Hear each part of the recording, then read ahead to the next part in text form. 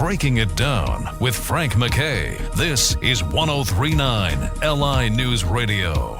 I'd like to welcome everyone to Breaking It Down. Our very special guest today is a wonderful actor, wonderful character actor, Max Gail. Max, how are you? I'm great, thanks. How are you? Good. Do you like the term character actor? Yeah, well, it's, what it means is not a leading man or but I think all good actors sort of think of themselves as character actors or doing characters, And it's there like a lot of other terms in life, no matter what you do, that it has its meaning and it's not worth getting hung up on. I'll tell you, a lot of people probably know you from, you've done certainly a lot of work before and after, but certainly the work that I would imagine you most recognized for is the role of Wojo in Barney Miller. You played Wojo in, almost 200 episodes it has to be. Yeah, I think 165 or something like that. Yeah, well, that's a good run. Yeah, and I did a few things right after, but nothing as lasting as 7.5 years of show and years of reruns. And then I kind of dropped out to deal with some family issues that happened. And I got married, had a baby. We found out my wife had cancer when our baby was 8 months old. Oh boy! She was 2.5. I became a single mom, so my life took me on a different journey than the sort of actor-activist path that I thought was the one I'd found, but one full of blessings. And I did eventually remarry and start to work again, but I just found that I had changed and the business had changed, and I found myself looking around for other things to float my boat. And a few years back, once in a while I would work on something, but a few years ago my stash ran out and my appetite came back, and I've been out wagging my tail since. Well, you mentioned losing your wife, and I mean that's every man and every woman alive can empathize with you and sympathize with you on that. But you had a 2.5-year-old daughter. How long were you single while raising her? Let's see, she was 6 when I remarried.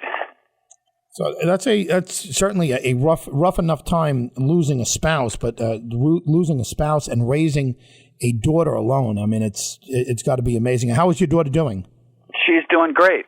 She lives down in Austin. She loves it. She's 30 years old now. She's an extraordinary person with a lot of character and insight and aliveness, and it's all good. Did she ever get the acting bug? No. And no, it's something that I think she could do. Well, I think we're all meant to act and sing and dance and tell stories, and it's part of the human, condition. But no, she's not,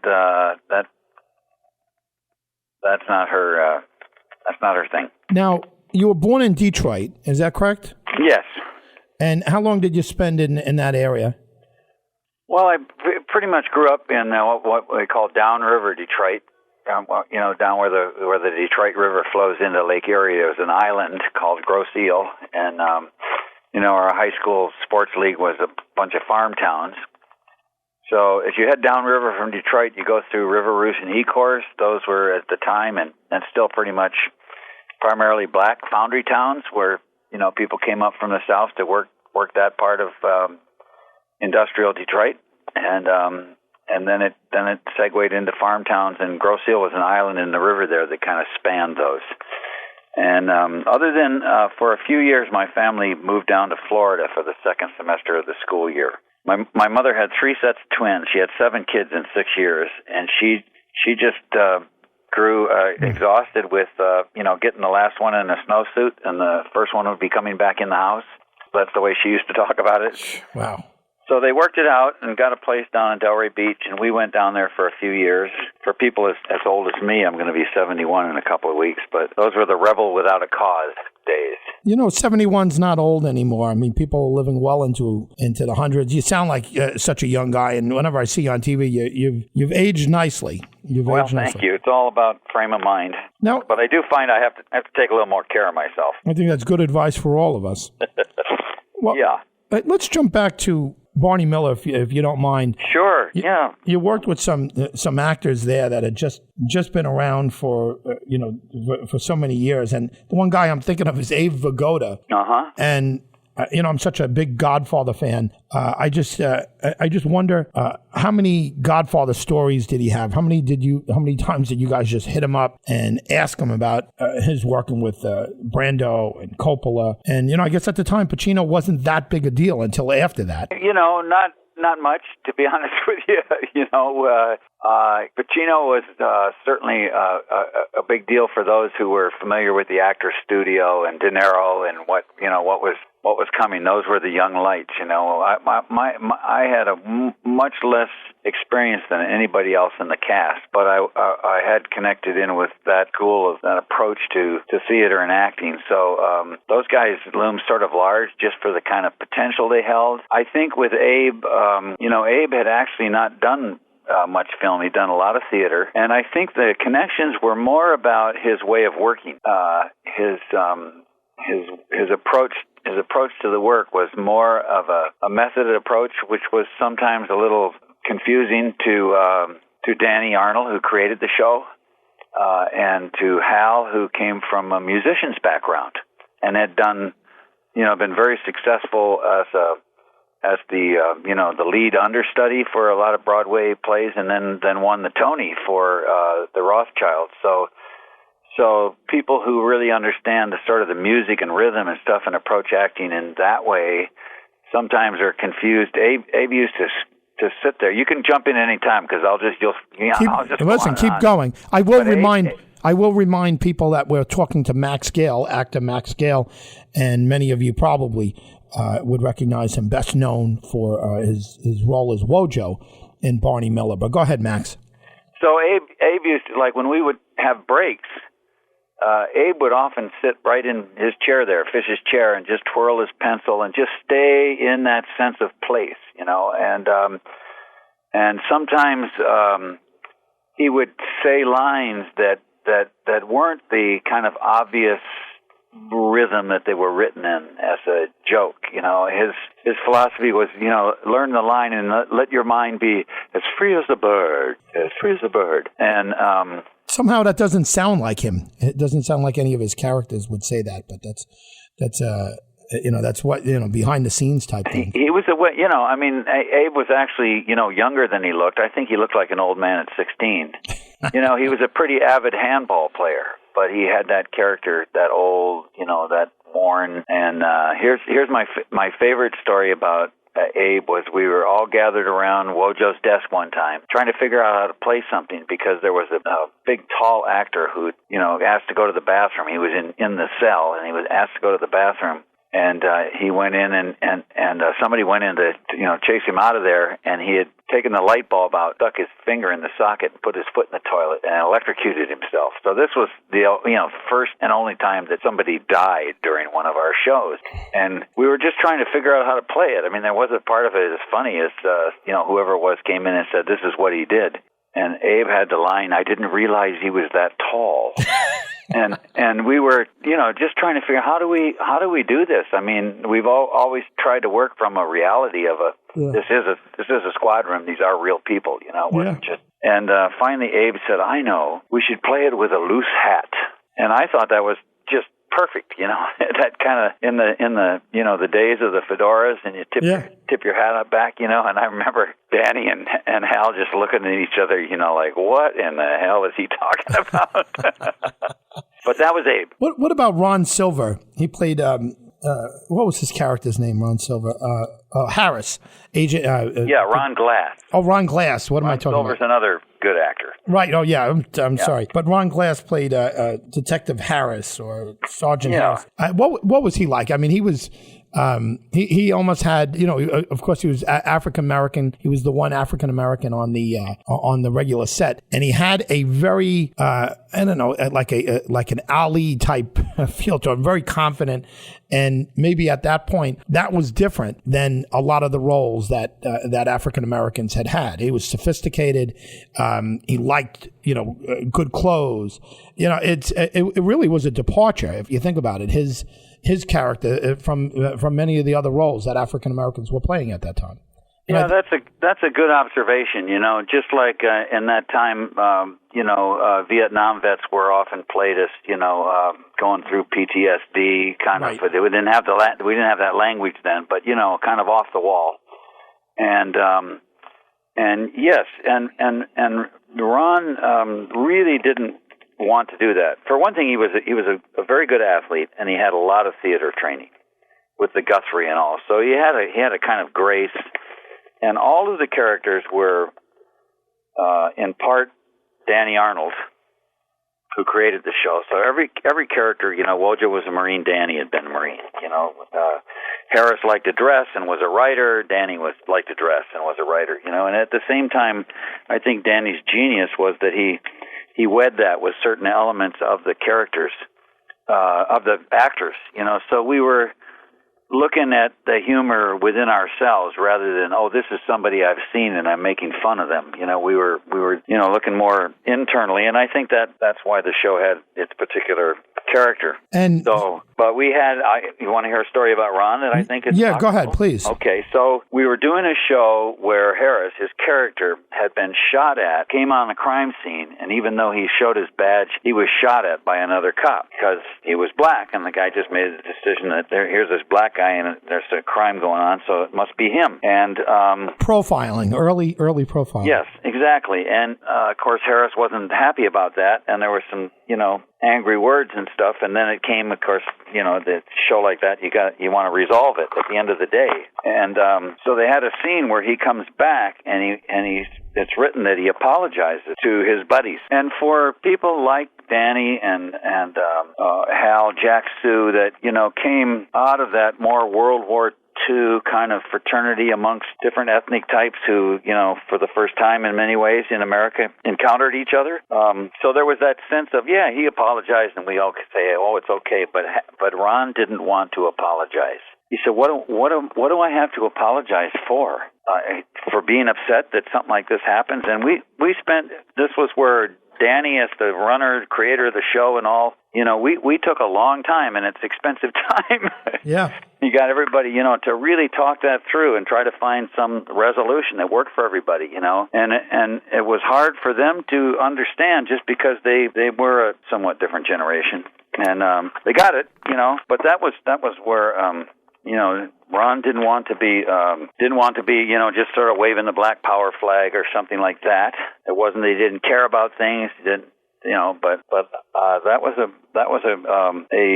kind of watershed moment for us as a cast and a show and stuff to really take that time to find that. And I think it's cool that you saw that in him. I mean, that's what a difference in time that we're in. I mean, if you think about it now, I mean, it's just what a different world we're in from when you created, and we're speaking with Max Gail, who's a wonderful actor, and he's done much more than Barney Miller. But I was such a fan. I knew I was going to obsess on the Barney Miller part when I spoke to you. But it's such a time capsule. What folks like you guys and what Mary Tyler Moore and Carol O'Connor and Gene Stapleton, what folks like that to create these amount of shows at that time frame is just really, it's a time capsule. You're looking at a world from a different place. And if you played it for, kids now, and I don't know how dated it would seem. I haven't seen an episode in a while, but it really sets up a whole different view of what the attitudes were then. Just an amazing, I think an amazing thing about being involved in something like that. Do you ever get that feeling? Yeah, I do. And yet, interestingly, recently, as it's more and more as stuff is accessible out there, from with the internet and all. So I'm starting to get a lot of letters or notes or online comments from younger people who are discovering the show. And it has such a different pace, and it's a lot less, snarky. There's a certain kind of humor. For one thing, networks have been, bleeding audience to cable and the internet, but so there's an effort to try to get more double entendres or just outright, sexual jokes to try to hold on to an audience they feel they're losing. And, so there are a lot, anyway, because Barney Miller did have a different pace. It wasn't that sort of live studio audience that's all been pumped up by comedians and stuff. So I'm starting to get these thoughtful letters that I used to get from English professors who would write when we were doing the show about how fantastic they thought the writing was or something. And so who knows. Yeah, it was certainly just a wonderfully put together show, and you guys should be congratulated. I'm sure it's fulfilling to be part of something like that. Let me ask you, and I'll remind everyone once again that we're speaking with Max Gail, actor Max Gail, and on Barney Miller, some of the guest characters, if I remember correctly, and it's been a while, but was Todd Bridges on the show? Yeah, Todd did the show a couple of times. Yeah, and it wasn't the same character that he did in Fish. Am I right? No, it was. He wasn't Loomis, right? Loomis was his role. Yeah, no, it wasn't. It wasn't the same character, but in a way, as I was saying about Danny, and all the characters were part Danny. So Danny had grown up in New York. So there were often. There was often a character that would be sort of the young hood, although Todd was even young for that at the time. But, that young, slightly angry coming into adolescence or just coming out of adolescence, that sort of bridge in there. A. Martinez did that a number of times, came in and did that. But, yeah, Todd was a, wonderful young man, and I'm really glad to see that he has found his way through that path that, often for kids who get into a career early on, why there's some very difficult times for them. Yeah, I think if you were placing bets, and I don't mean to be dark about this, but if you were placing bets at the beginning of his troubles when that all started, I don't think a lot of people would have bet on him to still be here. And I think the fact that he's gotten through that. And again, I'm hoping to speak to him sometime in the future on the air, because in many ways it's a huge success story.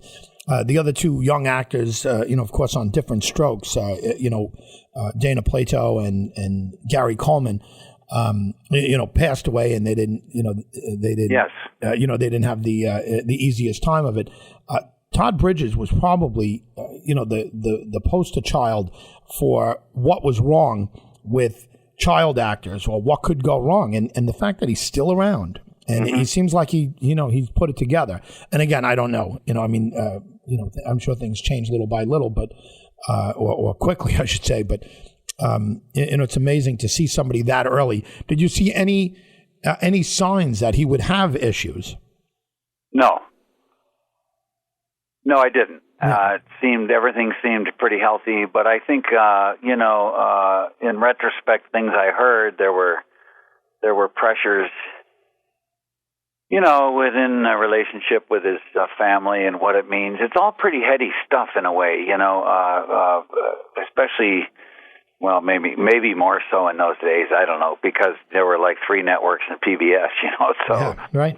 So, but, significantly more money and attention and job security, and that can affect everybody involved with a television show, from people on the set, because people get, the camera people, if they get hired on as a regular job, the network programmers, everybody wants to keep the thing going. And so sometimes there are things going on with particularly young people, but the effects of life not being processed in a healthy way, sometimes show up in families of people. The person that's in the public eye, they manage to hold it together because they need to, So, and especially with young people, and there are some people who I'm really embarrassed. I can't remember this guy's name right now because I've known him for a lot of years, and he was a child actor, and he's been the sort of activation energy of a group that really keeps an eye on young people. Not Johnny Whitaker, right?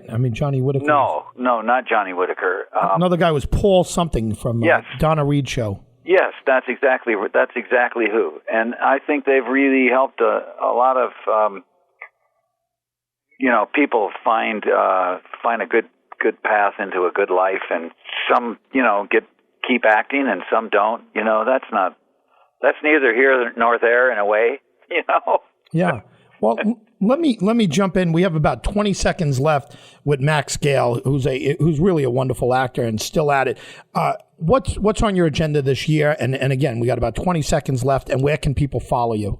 Oh, geez. Oh goodness. I mean, I thought we were going to go into the sort of politics, environmental, all that kind of stuff. Well, we got to do a part 2 if we can get you. That'd be great. Hey, by the way, Paul Peterson, maybe? Is it Paul Peterson. That's exactly who it is. Thank you very much. Yes, I would say, I've been involved in this notion of the idea around lap. We say lap is this fell in my lap, our domain of care and responsibility, and all of our laps overlap somewhere. So if instead of fighting and polarizing every issue and making everything about who we're beating or whatever, if we more often circled up and share what's in our laps and look for where they overlap so that we can have a conversation with a center instead of sides, and practice the art of thinking together, because I think that's what we need to do as a species. So that's sort of my main through line. And then the other thing I'll say, I just got back from South by Southwest. We had the premiere of a little movie I did called The Frontier. They're looking for distribution, but it got a really, really wonderful response, and I feel very proud of the work I did in it. And I was twice as old as the next person on the set, and all the people were very creative and stuff. And not very often I feel like I can go ahead and recommend something I've done. I'd rather let other people do that, but I feel very good about that film. Actor Max Gail has been our very special guest, and maybe we can get you back sometime in the near future. Well, I see that you cover a lot of things with your show. That really fast, though. And I've enjoyed this conversation, so I'd be open to talking with you anytime. I appreciate it. Would love to hear from you. Let's keep in touch. Max Gail, a wonderful actor. Thanks for being here, Max.